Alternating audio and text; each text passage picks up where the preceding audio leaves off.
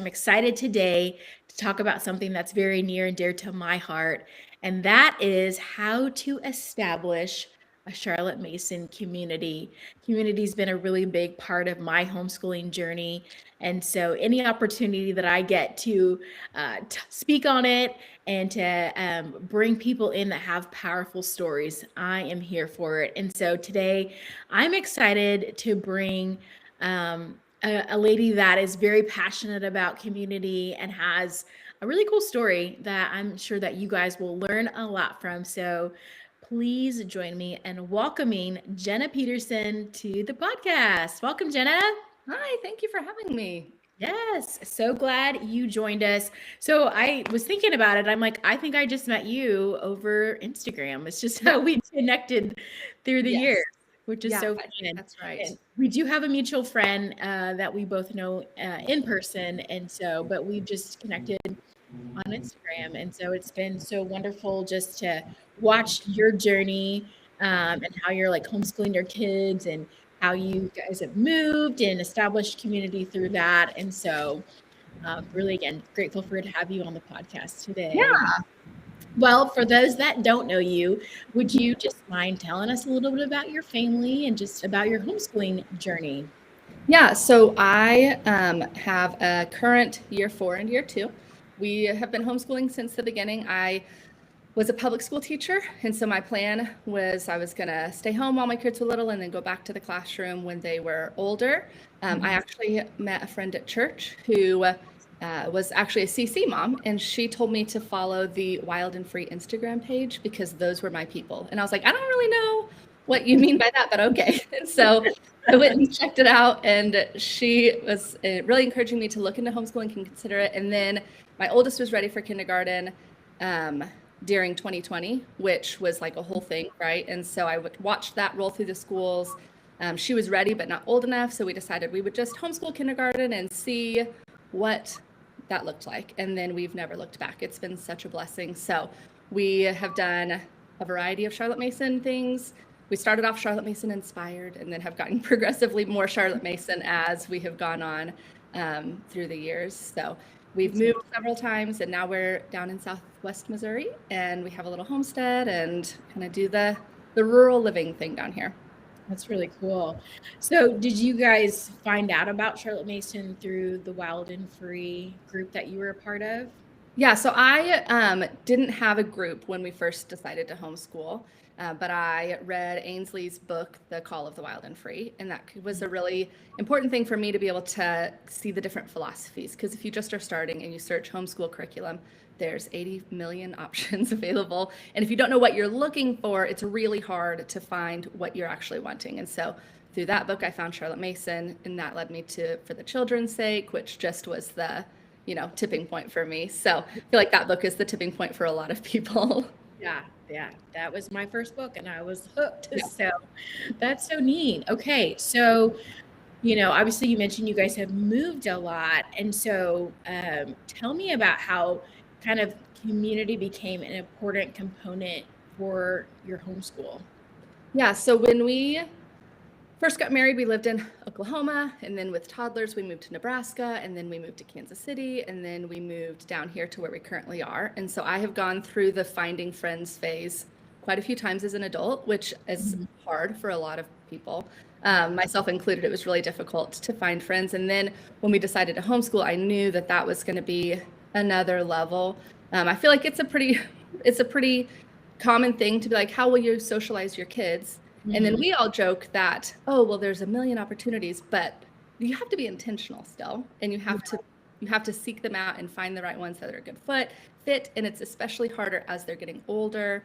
So I knew that that was something that I really wanted to emphasize for myself as much as for my kids, because I didn't know what I was doing, and I needed the other moms around me to ask questions and learn from and gain their wisdom, and have that kind of backbone of support as I'm doing something that nobody else has done in my family. We're all a bunch of teachers. And so it was very different for me to decide to do this route instead.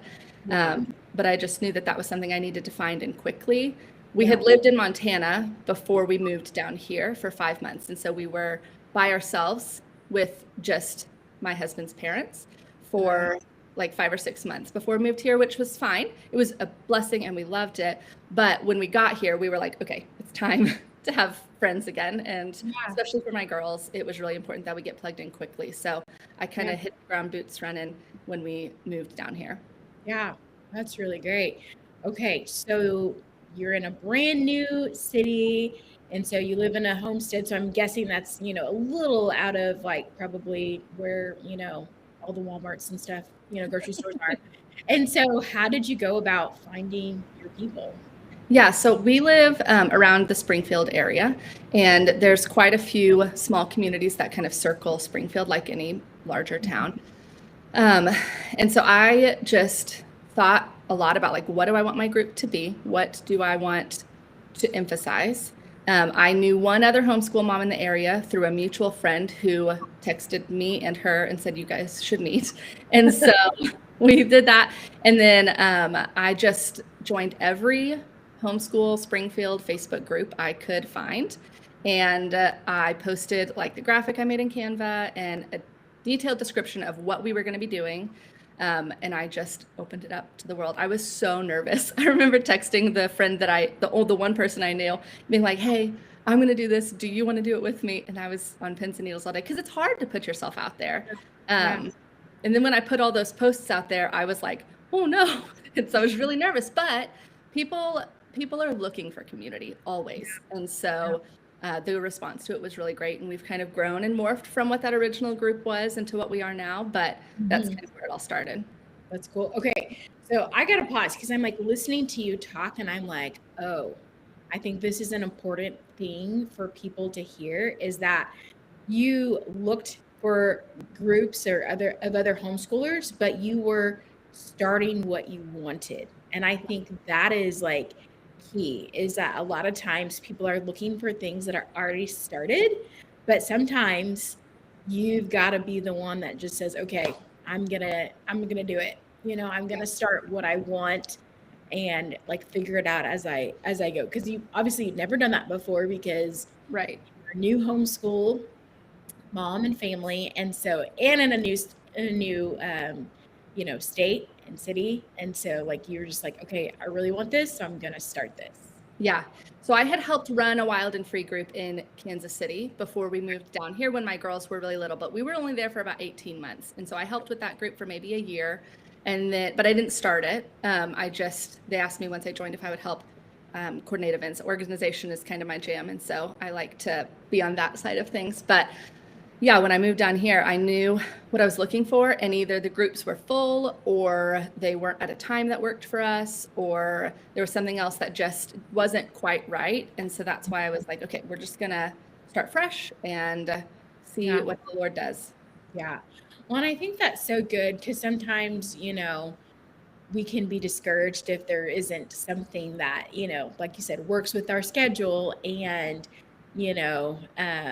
isn't full. That's another big hindrance for people to, enter into groups is those two components, or it's not close to me or whatever. And so I love that you just decided like, I'm going to start something. And I think that, that can be a word to somebody is don't be afraid to start, and you only knew one person and it's grown. And so I know you had mentioned when you first started that group, it was just, you were very specific about what you wanted to do, but it wasn't necessarily like you have to be a wild and free homeschooler or a Charlotte Mason educator. It was just, hey, if what we're doing interests you, like, come on through. Yeah, so we started out with field trips and hiking. And originally I said, we're going to go on field trips every week. And then I was like, no, wait, that's way too many things to plan. So we quickly dropped to that. I think we did like 4. And I was like, I'm out on the field trips. But we still would do them periodically, just not weekly. So then we switched to just hiking and nature journaling. And then as our group grew, in our kids grew is really the big thing here is that when my girls were 6 and 4, when we moved here, we could spend all day on Thursday playing and hiking, and that would be totally fine. Now that our school is more rigorous and we have other obligations, our time is more precious. And so we had to kind of hone in on what was going to be the best use of our time while still being the most blessings as far as that community goes. So yeah, we switched from field trips and hiking all the time into more of what we're doing now. And as that transition came, we became more specifically Charlotte Mason, because that's what we were needing the support in. I went to a conference and there was just lots of questions about Charlotte Mason and lots of not really understanding. And so it was really like eye-opening to me to be like, oh, people are curious about this and people are looking for this. And so since then, there's been another Charlotte Mason group that's opened up down here, which I am so excited about. There's just been lots of really great growth in that community that we've been able to see. And I've been really excited that that's kind of an area that we've been able to take our group more specifically into. That's really cool. So it's neat to hear how the group has grown with you and with your family as your family's needs have changed and grown. There's been people that have come alongside of you, which I think is so great. Like, you know, again, the goal is not perfection. Like when you start these groups or you feel like I have to know everything and I have to, be super organized or, like none of that stuff matters, because at the end of the day, it comes down to we're doing life with people who we have some of the same desires and goals in how we home educate. And that can be a really great starting point, and you can kind of figure it out as you go along, is I'm assuming how it's worked for you guys. Yeah, because Charlotte Mason is such a specific niche of homeschooling that if you don't have people who are doing that also, there's a lot of not understanding why you're doing the things that you're doing and why don't we have an extensive writing curriculum and why don't we have extensive science curriculum in year 3. Like there's just not a lot of, which is not saying that everybody has to be Charlotte Mason, right? It's just that that's what we were doing. And so I really wanted the support in that specifically, because otherwise it can be really isolating to feel like you're the only ones doing it this way, and not to have the understanding in your community of kind of what it is that you're trying to achieve in your home as well as your school. Yeah, no, that's so good. It's like you can talk about things like narration and copy work and stuff, and they get you. Like it's good. You don't have to. That is so great. Okay, so some pros of having a very specific, group is like, we're like-minded. We're even reading some of the same things and we're learning about the same things as we go. So there's a lot of benefits to having, a Charlotte Mason specific in-person community. I'm all for online stuff. Like that's great that we have that option, but there's just nothing like, meeting face to face with people on a consistent basis. 100%, especially for our kids, right? Because we can find online community that's fulfilling. But that's not really an option for my 8-year-old, and it's so important for our kids also. Like, it's so fun to me to listen to them at co-op day where we're in the classroom where they're like talking about one of them loves Winston Churchill and the other one couldn't stand any of her Churchill readings. And it's just so funny to hear all of the things that Charlotte Mason kids get that they don't find a lot of other places necessarily. And so that's been really good, I think, for the kids, especially as they're getting older, that they've got kids who have similar experiences as far as their schooling goes. Yeah, no, that's really cool. Okay, so you guys have evolved into a co-op from your community. Okay, tell us about that. Yeah, so I've really pushed back on the word co-op for a long time because I was like, no, we're just a group of moms that like to go hiking together and that's it. But then as my kids got older, again, we had to prioritize what time we were willing to spend doing certain things. And I needed accountability because, as you probably have experienced in Charlotte Mason, there's so much richness, but sometimes it gets dropped for the checklists. And so I found myself leaving off the meat of what I wanted from a Charlotte Mason education that got put by the wayside because we needed to do math and music and other things first, And so we started doing what we call Riches Days, where we have, we started with folk songs and hymns. We started with artist study, composer study, a handicraft. And as we have grown and our kids have grown, and now we have added some new families that have high school kids, we now have 2 different grades that we do, or 2 different classes. Next year, we're adding a 3rd, specifically high school class. But we also do things like full text Shakespeare plays and Plutarch and art composition and things like that. that have been really fun to be able to add into because I needed it, right? I wasn't doing those at home. And so I was like, well, if I make a group that does it, then I have to also do it. Yeah, that's beautiful accountability. Yes. So if everybody else is waiting for me to teach this, then it'll get that. Yeah, very true. Very true. There's, some people that are really expecting it. And those things are really beautiful to get to do, amongst, other Yes. people, as opposed to, it's kind of hard to, you can, but hard to do a Shakespeare play, with you and your two kiddos. So Right. Exactly. Yeah. It's much more fun with all of their friends there to do it. yeah, that's awesome. Okay, so you mentioned that in your co-op in your community, there's been some high schoolers that have joined that you guys are going to start offering classes for. And, you mentioned in your past life, you were a teacher and you taught high school. And so, obviously teaching high school, you've got to be passionate about it. And so tell us a little bit about just your passion for, high school students still experiencing community, as they progress in their education. Yeah, I think it's pretty common in co-ops to see you get to like 12 and then the kids kind of drop off. They start staying home. They don't have the time, they don't have the desire because they don't feel like everybody else is, 8 and under. And so I was like that when kids turned 6, I joined a co-op, right? That's what everybody with the 6-year-old does, myself included. But that makes it hard for our older kids. And so I also know that a lot of moms feel like they get to high school and they don't know what to do exactly, or their kids are lonely. And so they go to public school or join a more structured school setting. Obviously that's not across the board or anything, but that's something I do know happens. And so I really wanted to future-proof our co-op a little bit by making sure that our oldest kids were being fed the feast at group so that they continued to want to come and their moms found it worthwhile for them to continue to come rather than just teaching, the same nature lessons on pumpkins again and again and again that we did every year, which we did. This is no shade at the pumpkin lesson, right?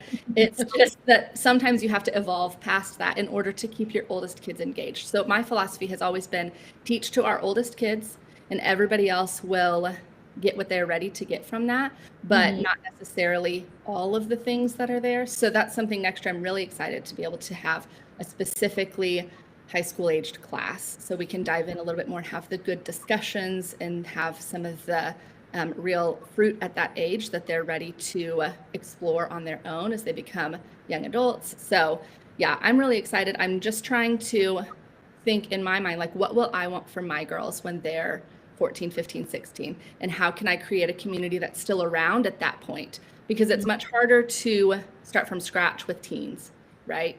It's much easier to grow into that community that they have been friends with already. So how can we create that structure where they feel like this is a place that they belong and have belonged for a while instead of trying to cobble it together with a bunch of 15-year-olds who all feel uncomfortable and don't know how to talk to one another, No, that's so good. That was my experience. We obviously didn't, find Charlotte Mason until my oldest was, pretty far into her homeschool into her school, path. And so when we found it, it was pretty hard too. And she didn't end up doing Charlotte Mason, but that was part of it. It was like, I don't know these people and they've already been together for many years. So it was kind of hard to, for her to acclimate to a completely different way of learning and living. And so I think it's really great that you do have the end in mind. So that, this can be something that will be enjoyable and beneficial to your children and to your family as, they continue on. Because a lot of people, they want to probably continue homeschooling, but you are met with, a lot of unknowns as you go, and sometimes it can feel as they get older, it's like, oh, like this is this is getting, the level of intensity and I guess the quote unquote realness of it can, feel a little more daunting. And so just creating those structures in place that are there to support homeschooling families so that they can finish their journey on the path.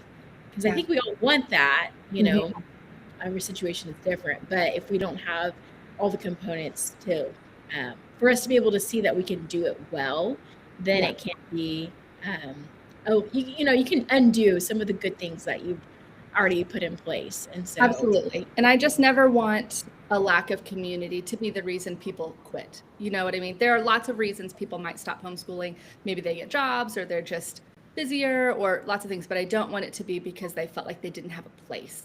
And so Right. that's what we're really trying to focus on.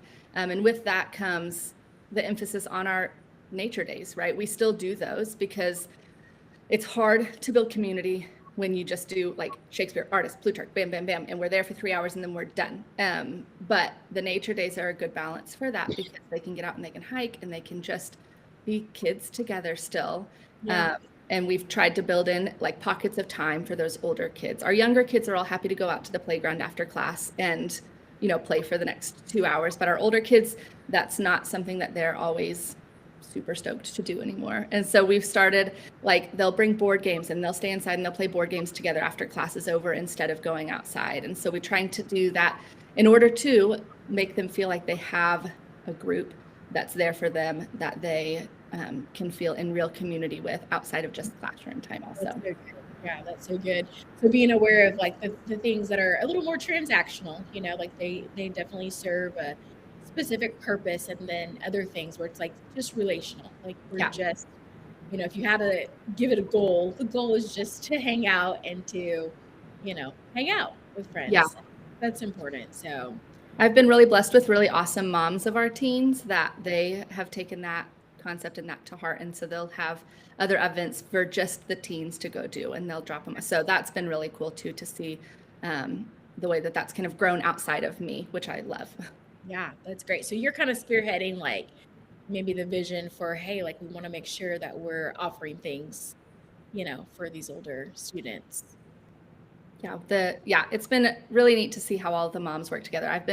Our group has been so blessed with such great mother culture as well as for the kids, which has been, I think, a key thing. That's one thing when people ask about starting a co-op that I always tell them is you have to nourish the mothers in the same way that you're going to nourish the kids. Because if the moms are friends and want to be there, they're going to come much more likely than even if their kids don't want to go, right? If you can get the moms to be friends, I need that time together. And so we're going to go because I need to go on a hike with all of my friends. And so that's something that we've tried to put an emphasis on as well. Man, that is so good.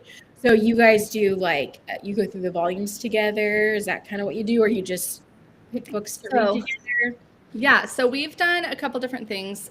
We have never tackled the volumes together, but we've done different homeschooling books, and then we'll also pick fiction books and do just straight up book clubs together. So we just finished Middlemarch. Next, we're reading Tending the Heart of Virtue, and then we'll go back to a classic fiction book. So we kind of alternate back and forth between those two in order to feed, both the homeschool side of us and also the person side of us. So we're trying to cultivate that so that we feel connected as a community together, because when that connection is strong, the connection with all of our kids is easier because there's that other layer to it. Man, that's so good. So it's not like, oh, we just all have kids and we're dropping them off or whatever. Like we're really connecting and doing life together. I love that. Okay, and you guys do, I think you guys have said you guys have done retreats before and all different kinds of things. Yeah, so we did a retreat.